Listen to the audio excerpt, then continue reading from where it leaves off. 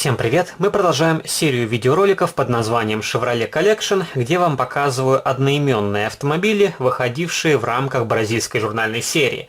Эта серия стартовала в 2015 году, и в нее входят различные автомобили, которые выпускались в данной стране. Некоторые машины копируют немецкий автопром, некоторые американские, есть и свои собственные разработки. И у нас третий видеоролик, где вам показываю наиболее привычные автомобили, а к экзотике мы перейдем ближе к концу данной серии. И сегодняшний автомобиль называется Chevrolet Chevette Luxo, который копирует прототип 1973 года. И многие из вас узнают в этой машине Opel Kadett, и вы не ошибетесь, это действительно копия немецкого автомобиля, хотя если посмотреть на Chevrolet Chevette, который выпускался в Америке, он не имеет общих черт с данной масштабной копией. И эта модель мне понравилась своим дизайном, хотя есть несколько замечаний к покраске и к тому, как изготовлен этот автомобиль. И здесь, на мой взгляд, не очень удачный цвет. Слишком крупное зерно, которое бросается в глаза, и на масштабной копии цвет металлик должен быть намного мельче. Но, тем не менее, за эту цену это вполне нормальное изделие. И свою модель я приобрел в Европе за 5 евро 95 центов. Это примерно 600 рублей. И этих денег модель стоит, но дороже ее покупать не советую в свою коллекцию, потому что все же здесь очень много упрощений, и эта модель немного хуже, чем стандартные автомобили, выходившие в серии «Автолегенды СССР». Также интересное наблюдение. Прошелся по российским интернет-магазинам и обнаружил точно такой же автомобиль за 1100 рублей. Получается, в 2 раза выше цена, чем в Европе, и, конечно, за эту цену совершенно не стоит покупать такой автомобиль в свою коллекцию. И я всегда говорю цены на модели, которые приобретаю, чтобы вы ориентировались, сколько стоят модели в Европе, в России. Возможно, где-то я переплачиваю, возможно, где-то приобретаю модели дешевле,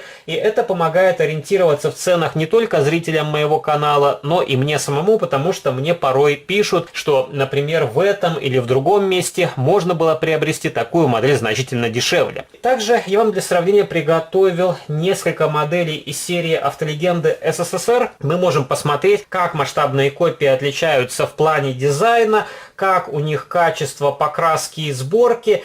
И, конечно, конкретно к данному двухдверному автомобилю я не подобрал из журнальной серии одноименных по классу машин, поэтому буду показывать то, что есть под рукой. И вы в комментариях можете написать, а какой советский автомобиль наиболее приближен к данному Chevrolet Chevette, он же Opel Kadett. И уже говорил с первого видеоролика, мне в этой серии очень понравились дисплей-кейсы.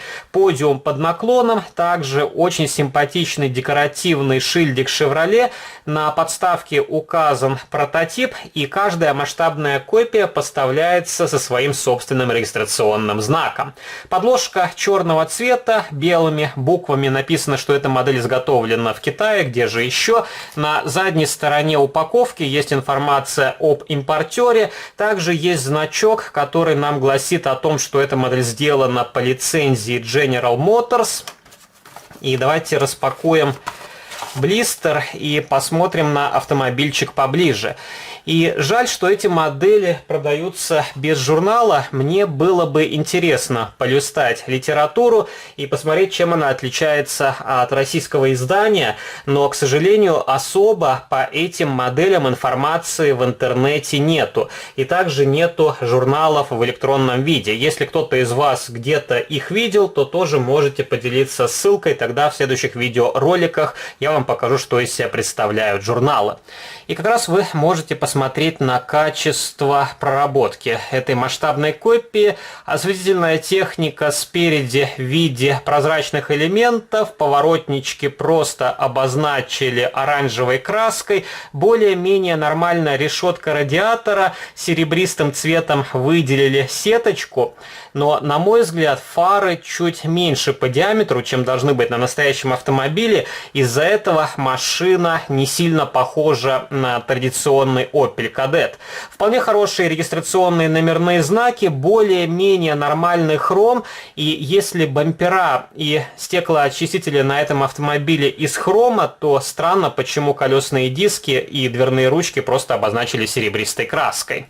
И также вы можете посмотреть, вполне хорошо сделан шильдик Chevette на крышке капота, но модель сильно залита краской, и из-за этого не очень хорошо просматривается расшивка. Колесные диски более-менее нормальные по диаметру, правда присутствует облой, а вот покрышки, на мой взгляд, чуть крупнее, чем должны быть на этом автомобиле, и, возможно, я поищу подходящую резину от советских машин, и тогда, я думаю, вид этой масштабной копии будет более симпатичный. Также не очень хорошо получилось остекление, и сквозные щели, которые портят вид, и сами стеклышки тоже вырезаны не очень аккуратно, и как раз заднее стекло идет волной. Салон сложно рассмотреть из-за того, что он из черного пластика, окрашенного в массе, сделали серебристую окантовку на переднем и заднем стекле, также более-менее нормальные фонари, правда.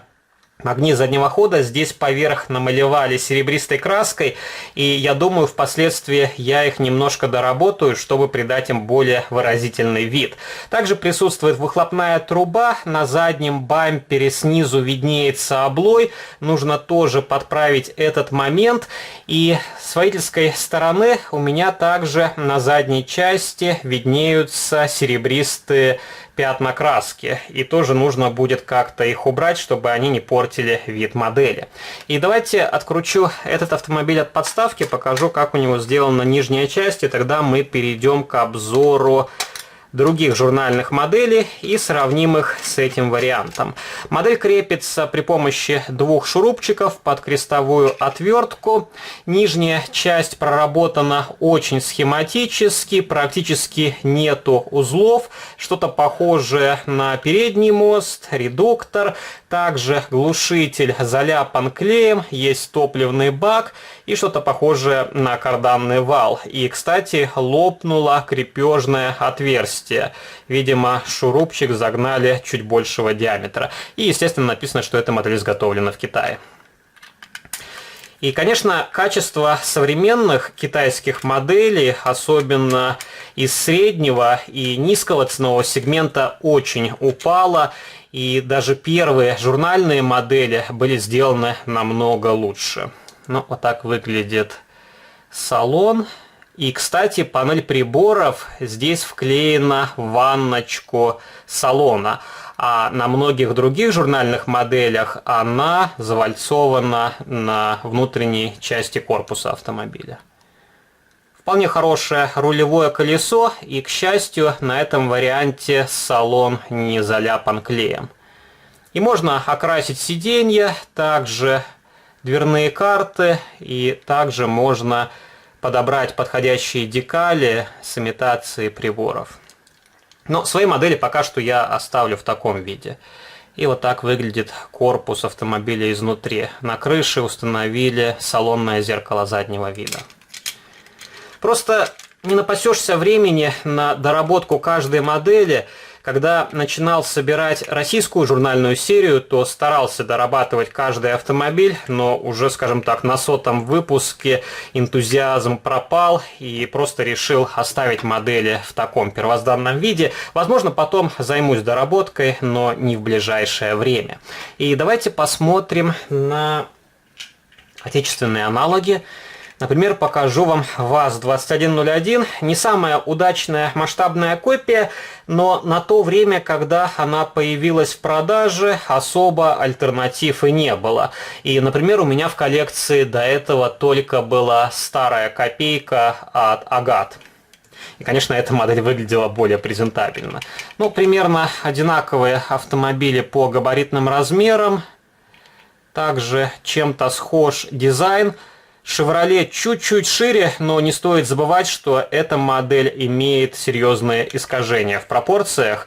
И, по-моему, копейка должна быть в 43-м масштабе тоже чуть-чуть шире на пару миллиметров. Хотя, удивительно, вроде бы кривая модель, но она более-менее нормально передает образ настоящего прототипа. И, кстати, здесь очень хорошие колесные диски. Я уже поставил харьковские покрышки, чтобы эти диски не оплавила оригинальная резина. И также вполне хорошо сделана нижняя часть, но опять же есть недоработка, днище взято не от седана, а от универсала ВАЗ-2102, и как раз это выдает топливный бак. У седана он находится в багажном отсеке.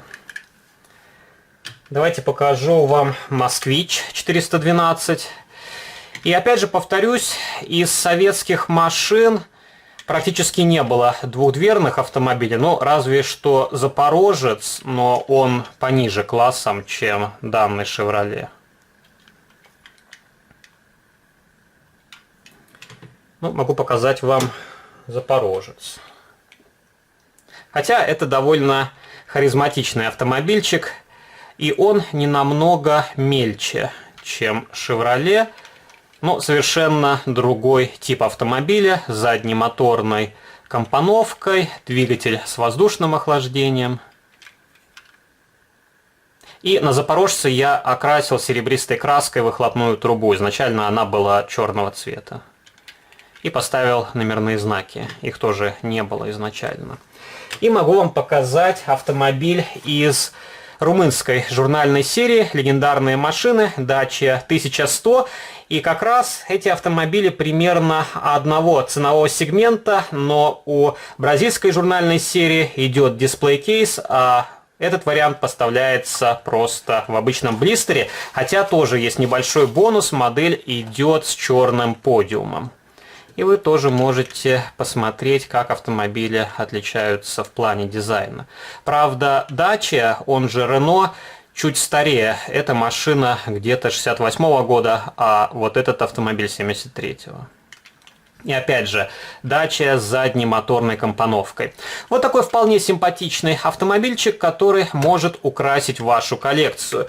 Но стоит обращать внимание на цену, потому что во многих местах эти модели продают значительно дороже, чем они должны стоить на самом деле. Так что вы можете сравнивать цены в различных магазинах и выбирать для вас наиболее приемлемый вариант. Если вам понравился данный видеоролик, не забывайте поддержать его лайком. Также вступайте в мои группы в социальных сетях, ВКонтакте и Фейсбуке, жмите на колокольчик и также заглядывайте на мой второй канал, там тоже выкладываются разнообразные видеоролики на модели из моей коллекции. А на сегодня это все, до новых встреч, пока!